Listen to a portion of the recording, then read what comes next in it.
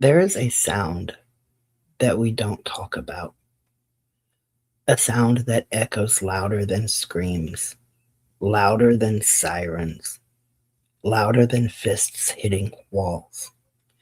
It is the sound of nothing, the sound of doors closing, curtains drawn, neighbors turning up the TV, the sound of not my business, the sound of I don't want to get involved, the sound of I'm sure they'll work it out.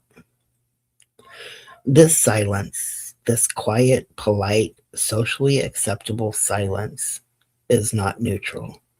It is not passive. It is not harmless. Silence is a choice. And in the context of domestic violence, silence is a weapon, one that the community hands to the abuser without ever realizing that they have armed the wrong person. So today we're going to talk about that silence. Not the silence that we already know is wrong, but the quiet that lets it grow roots. Community silence doesn't always look like cruelty. Sometimes it looks like kindness. Sometimes it looks like minding your own business. Sometimes it looks like I don't want to assume, or I don't want to make things worse. And always, I don't want to pick sides.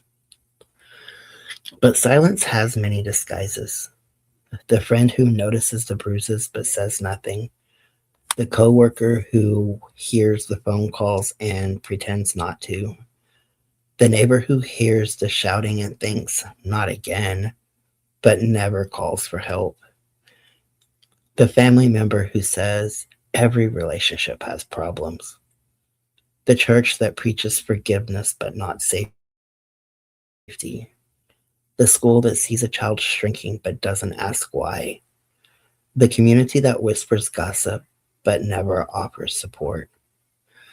Silence is not just the absence of words, it is the absence of interruption, the absence of accountability, the absence of witnessing, the absence of courage.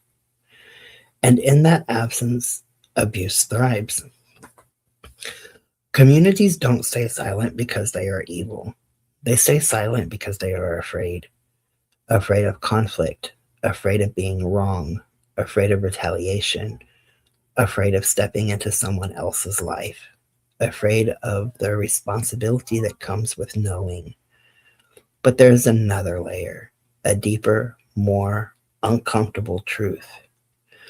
Communities stay silent because they have been taught that domestic violence is a private matter, a family issue, a relationship problem, something to be handled behind closed doors. We inherited this belief from generations before us, generations who believed that what happens in the home stays in the home, generations who believed that marriage vows were stronger than personal safety, generations who believed that children were too resilient to be harmed by what they saw.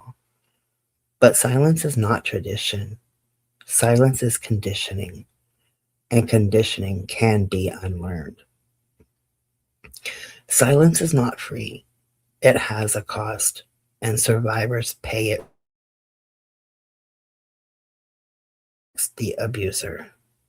When no one speaks, the abuser hears you're safe to continue. You're safe to escalate. No one will stop you. No one will believe them. Silence isolates the survivor.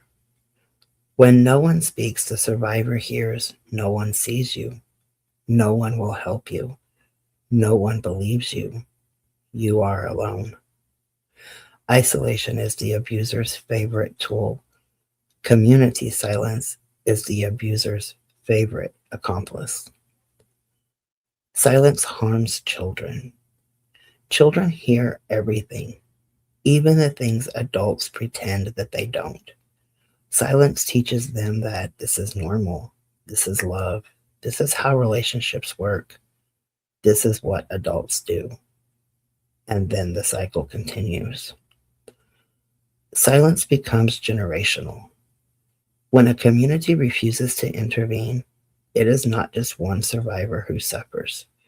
It is their children and their children's children, and the relationships those children will one day enter. Silence is not a moment. Silence is a legacy.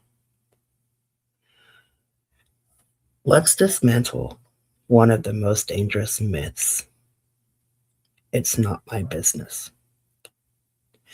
Domestic violence is not a private issue. It is a public health crisis. It affects schools, workplaces, hospitals, courts, and neighborhoods. It affects mental health, physical health, economic stability, and community safety. When someone is being abused, it becomes everybody's business because the consequences ripple outward like cracks in a foundation. A community is only as safe as the people most at risk within it.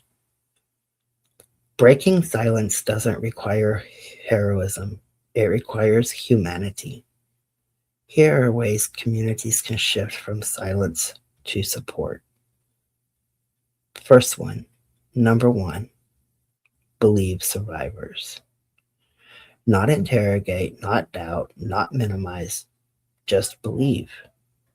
Belief is the first form of safety. Ask gentle questions. Not invasive ones, not accusatory ones, just gentle. Open doors like, I've noticed you seem stressed lately. Are you okay? I'm here if you ever want to talk. You deserve to feel safe. Interrupt the isolation. Send a text, offer a ride, invite them to lunch, check in regularly. Small acts break big walls. Document what you see. You don't need to confront the abuser. You don't need to intervene physically. But documentation can save lives when survivors seek help. Call for help when necessary. If someone is in immediate danger, silence is not compassion. Silence is complicity. Educate yourself. Learn the science, learn the patterns, and learn the resources. Knowledge is a form of intervention. And speak up in community spaces. Churches, schools, workplaces, neighborhood meetings. Silence breaks fastest when leaders break it first. Survivors often say the same thing. I just wanted someone to notice. I just wanted someone to care. I just wanted someone to say something. Witnessing is not the same as rescuing. Witnessing is saying, I see you, I hear you, you are not invisible, and you are definitely not alone. Witnessing is the opposite of silence.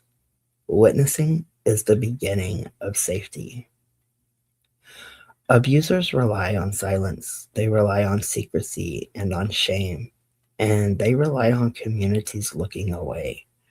When communities speak, even very softly, abusers lose their strongest weapon. When communities speak, survivors gain options. Children gain safety. Cycles lose momentum. Systems feel pressure. Justice becomes possible. Silence protects the abuser, but speech protects the survivor. Imagine a community where silence is no longer the default, where neighborhoods check in, where teachers ask questions, where coworkers offer support, where churches preach safety, where families refuse to hide abuse behind tradition, where children grow up knowing that love does not hurt and silence does not heal. Imagine a community where speaking up is not an act of bravery, but an act of normalcy. We can build that. We can choose that, and we can become that. Domestic violence does not begin with violence, it begins with silence, and it ends the moment the community decides to stop whispering and start witnessing. So today, let this be the moment that we break the silence. Let this be the moment that we refuse to look away. Let this be the moment that we choose courage over comfort. Let this be the moment that we say together, your safety matters, your story matters, your life matters, and we will not be silent anymore.